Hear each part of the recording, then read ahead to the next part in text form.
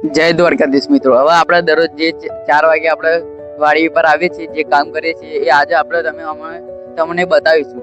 જેમ કે આપણે દરરોજ વાડી આવીએ છીએ 4 વાગે, એટલે આપણે 7 કે 8 આપણે જામફળ છે, બધે જામફળમાં પાણી આપવાનું।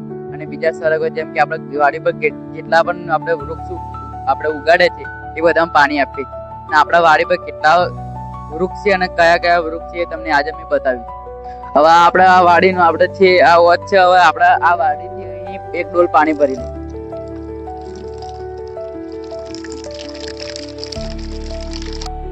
હવે આપણે આપણા કુવા પરથી મીન્સ આપણા વોચ થતું હોય અહીં આપણે પાણી ભરીને હવે આપણે આ છેડેથી બીજા છેડે જઈએ છીએ। આપણે અહીં ગાડી કમ્પ્લીટ જોમફળે પોકી ગયા છે।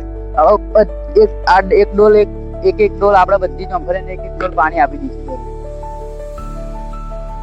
આપણા બે દિવસે પાણી આપીએ જ છીએ, પણ તો સુકાઈ ગઈ છે। નતાનિક રીતે આ ઉગાડેલી છે જોમફળ,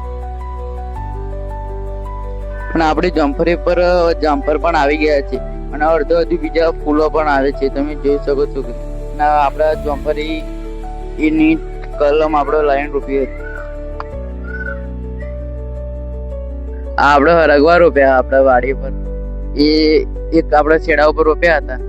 આપણે 10 થી 15 છોડવા રોપ્યા આપણે, અને ગોળ સાપરે આપણે ગ્રીન જારી મારી મીન્સ નેટ મારી છે, નેટ જેવી, એટલે કોઈ બીજું જાનવર બગાડે ના એટલા માટે। અને જે આ છે એ આપણે ઓર્ગેનિક રીતે ઉગાડવાના છે।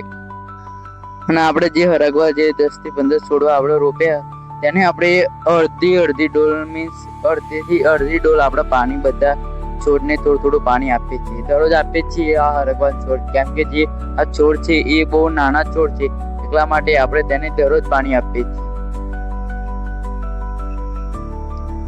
હવે હરગવાનો છેલ્લો છોડ છે, પેલા છોડને તો પાણી આપી દીધું, હવે આ છોડને પણ આપણે પાણી આપી દીધું છે।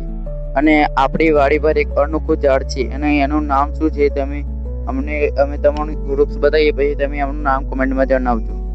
અને આ છે અમારા વાડી પર એક લેબુડી છે, આ 2 વર્ષની લેબુડી છે, અને ત્યાં અહીં સરસ મજાના લેબુ આવી ગયા છે। તમે જોઈ શકો છો કે અડધા લેબુ પણ આવે છે અને અડધા બાજુ ફૂલ પણ આવી રહ્યા છે, અને તે વૃક્ષ પર પણ લેબુ પણ લાગી ગયા છે। આ સાનું વૃક્ષ છે અને આને કયું ફળ લાગે છે તમે જરૂરથી અમને કમેન્ટમાં જણાવજો। અને આ વૃક્ષને શું નામ છે અને તેને કયા નામથી વધારે ઓળખાય છે।